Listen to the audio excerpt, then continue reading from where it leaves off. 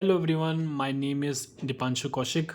I work as a data developer at TransUnion, and today I'm going to show you the working of my airlines data project that I have worked on.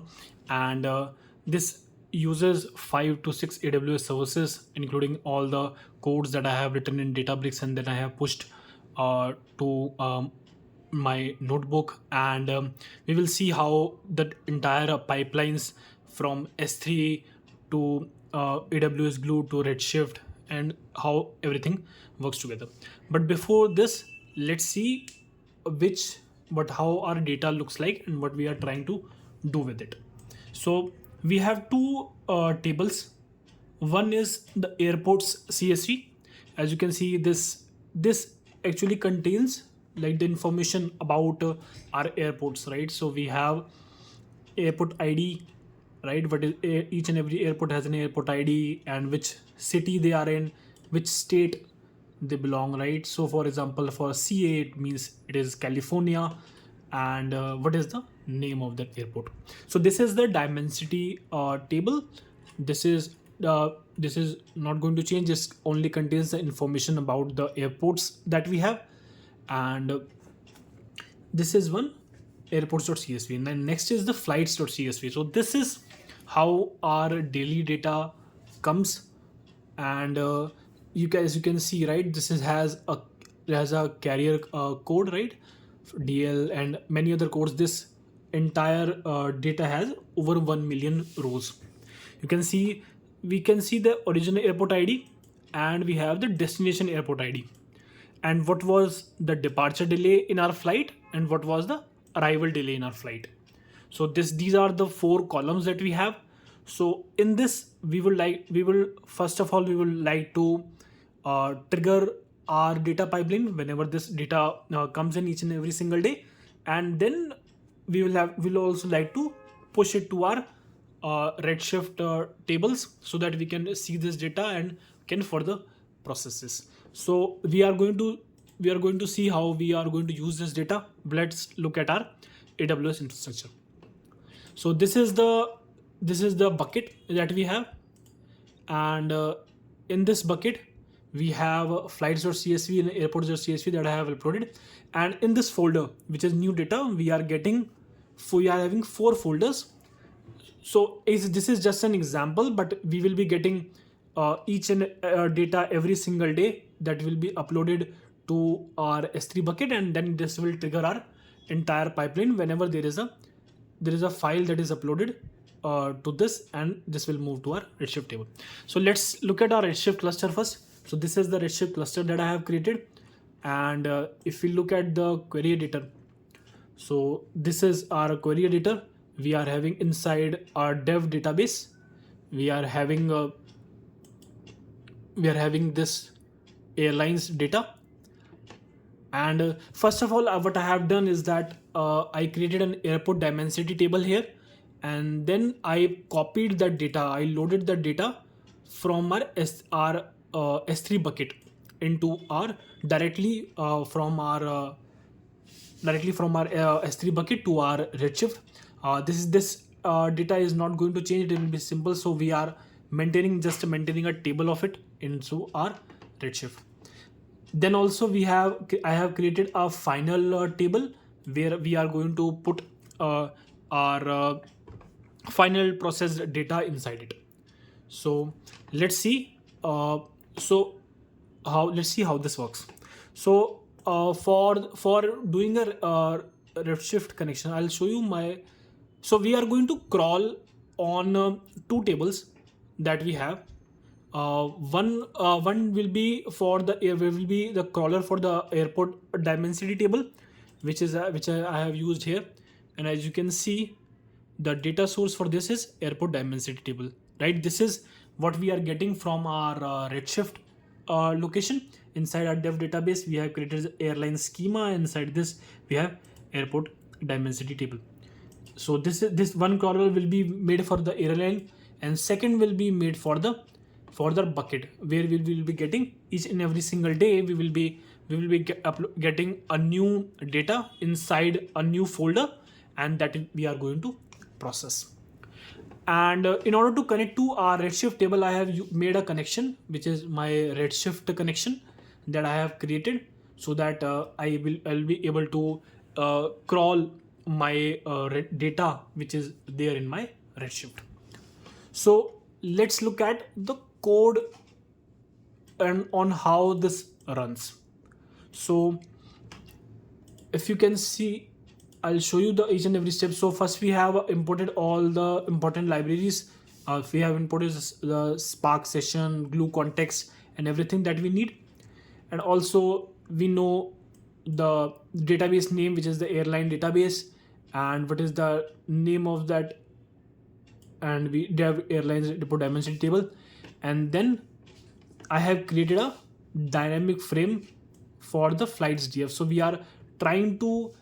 what we are trying to do is to get that data for our flights data frame. We are creating a new data frame. So this will be mainly our Spark PySpark data frame, which we are getting from our glue context. So this dynamic data frame I am converting to Spark data frame. And from the airline data frame, that as you can see, we are getting from the Redshift the airline data frame that we are creating, the database name we are providing, the table name we are providing, and the temporary directory that we have to provide it, which is mandatory. And transformation etc is just a name that we give. And .2df here means that we are converting this to PySpark data frame. So we are writing an entire code in PySpark. I have not used the visual ETL. We have written this code, all code by myself in PySpark. So let's move forward. So in this, initially I tried to check our data. So what type of data that we are getting, right? So if you see that airline, we have dot show, we are getting all the data that we have. And here we are printing the schema of them so that you can see what is the schema of them. And also what I am trying to do is that in my flights DF, I am trying to filter out the data for where the departure delay. So this column departure delay is more than 60 minutes. So this is the delay in minutes. So here we are trying to figure out, right? So this is for the delay is greater than 60. So this is how we are trying to do this. We are trying to filter that data so that we can only use where the departure delay is greater than 60. So this is all the data that we got. Now next, what we are trying to do is that in our final table, we need to know that which was the airport from which the flight started. So which airport the flight started, and on which airport the flight landed, and what was the departure delay for that, and what was the arrival delay for that. So we need to know from which state and from which airport my flight departed, and from at which state my flight arrived, and how much was the delay, and everything we want to know into our one single Redshift table. So I have first joined did the left join of this on the basis of airport ID and the origin airport ID for our departure, and we renamed some of the column from the city to departure city, because this is going to give us the departure city. From the state I have given departure state. For name I have given departure airport name. So this is going to give me the data, right? So from which state my flight departed. So we know we have departure city, we have departure state, we have departure airport name. So, and that is what I actually need. And also you can see which was the carrier and which was the destination airport ID. So this is the one in my data frame that which has this data. Next, if we move forward, what I have tried to do, this is for my departure. Now I also need the data for my arrival. So I again joined the same data frame, this same data frame that we have with this origin data frame with our airline data frame, again with this table, so that we can know which is the destination, what is the our arrival airport. So this is we have left joined it, the origin data frame with the airline data frame, so that we know which was the airport we arrived on. So we can see that this is the and what I have named it to arrival state and arrival state city and arrival state and the arrival airport name. And I dropped some columns that I did not need in this. So the destination airport ID and the airport ID was not required, so I dropped it. And this is the final data frame that we have. So in this you can see we know the carrier, we know the departure delay, we know the arrival delay, we know the departure city, departure state, and that which was the departure airport name as well. And we know the arrival city, we know the arrival state, we know the arrival airport name, or we also know the arrival delay. And then I have showed this. So this is how my data looks like. And now using my glue dynamic frame, I have tried to write this to my redshift table. So in order to write to my redshift table, I will also have to use the same connection that I created in order to catalog my redshift table. So this is where I have written my dynamic frame.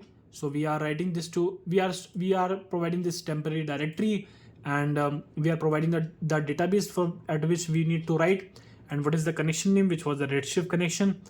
And this is the pre-action, right? So if there is no table, which is a final table, which is in my redshift, so this will create this table and it will load the data. And this is just a temporary name that we provide. So as you can see that this has executed, and we can also see what is the final print schema of my data frame that we printed. So in my redshift, right, this is in my final table. If I execute my final table, I will be having the data that we have, right? So you can see the count is around this is around 8 lakh 2000 to 2356. So this is my row count. Let's look at how we have automated this. So every time we want my data to come into my S3 bucket, we want my AWS to start running my glue crawler, that we are going to crawl the glue crawler, which is, if I can show you my crawler, I have used the data source as S3 Airlines project new data. So this is inside the location where my new data comes in every single day. And then from this crawler, right? So whenever and also the parameter we have set to new crawl new only, right? Because we don't want to crawl our existing data. Then this is my one crawler that I have created. Now let's move at the execution of how my step function works. So in my step function, we know that the start crawler, right? This start crawler, this start crawler runs my my crawler, right? The crawler that I showed before, this part, my S3 bucket crawler. So it runs my S3 bucket crawler, and after that we are using the get crawler. So get crawler provides us the status of this crawler. So once I start my state machine, this crawler will start to run, and this get crawler will get the status of this crawler. So we will not obviously move forward until unless this crawler is executed.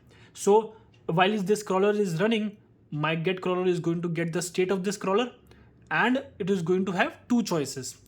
So two choices will include, it will check if my crawler is still running or not. It will check the state of my crawler, and it will check if my crawler is still running, then I should not start my glue job, because my new data is still getting cataloged in my AWS glue crawler. So it will try to wait for it, and only after my crawler is executed.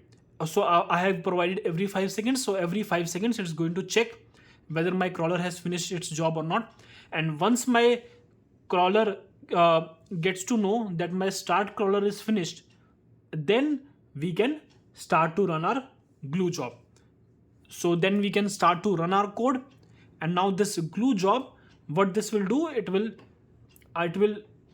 take the data from our catalog and it will push it to my S3, to my Redshift table.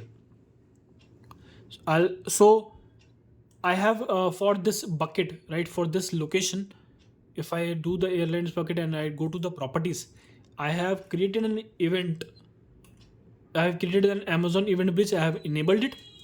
And if we go into our Amazon event bridge, I have created a rule. So whenever in this bucket there is an object created, so my whenever object is created, my bucket, this in by this name, right, this will start to send a event and to my Amazon event bridge, and then it will start my state machine, which is here, the state machine that I have showed you here.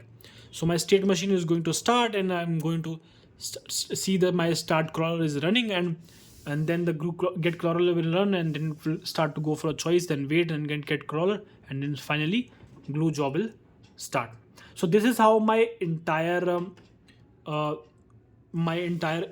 data pipeline works. So from starting from, right, we'll be getting I'll show you how we will be getting the data in our S3. So in my S3 is in this location, right, we just need to upload a new folder. This new folder will trigger my event.